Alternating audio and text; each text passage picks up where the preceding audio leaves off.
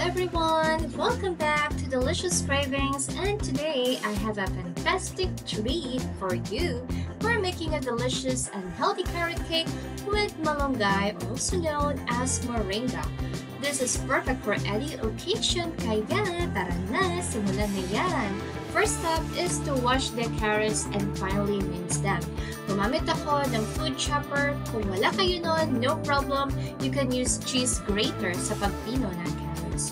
Now, if you're using fresh malunggay leaves, just wash and remove from the stems. This cake is packed with nutrients and flavor, and the best part is you can make it in either an air fryer or an oven. Just mix all your dry ingredients as stated in this recipe. Now for the sugar, you can use white sugar too, but to achieve that moist texture, I prefer to use dark brown sugar. Now sa cinnamon powder, pwedeng gawin 1/2 teaspoon, depende yan kung gaano ka-strong yung cinnamon powder nyo. Napansin ko kasi sa brand na nabili ko, hindi siya ganun katapang, kaya ginamit ko 1 teaspoon. Add the finely chopped carrots into the bowl and make this carrot healthier by putting moringa leaves. Now, continue mixing all the wet ingredients. As for the butter, I melt it over the medium fire. It will take only a few seconds to melt this. So please carefully watch this procedure para di masunog yung butter nyo. Kung wala kang butter, pwede naman yung normal oil na ginagamit mo lang sa bahay, like vegetable oil, palm oil, or canola oil. Pero ako kasi, bet ko yung buttery taste and it will make this carrot more flavorful. Just continue to add all the wet ingredients, mix them until well combined.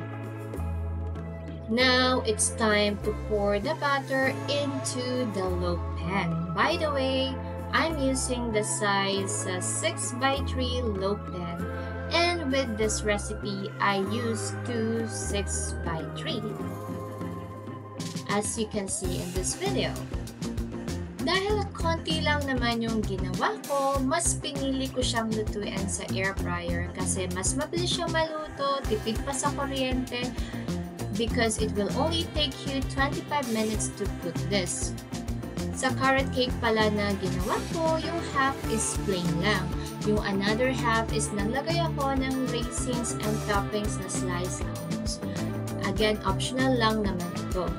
My kids don't like raisins or nuts. However, I prefer to have nuts and raisins to add chunkiness and additional flavor to my carrot cake.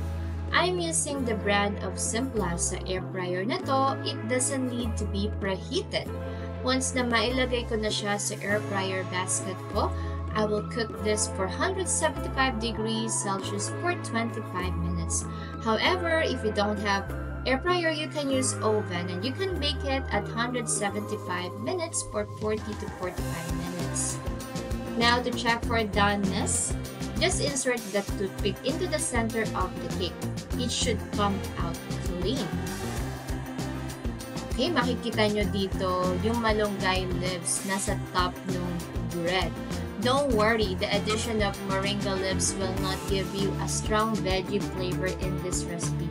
As in, nung tinikman ko to, hindi mo naman malalasahan yung malunggay. Pwede mo siyang tanggalin. But, as a health junkie person, I prefer to have it to add nutritional value to this recipe. And that's it! I hope you like this video. If you've come this far, I want to thank each and every one of you for joining me on this journey. Remember, in this kitchen, it's all about spreading love and happiness through food. This is Delicious Cravings again, saying, no hate, just love. Thanks for watching. I'll see you on my next one.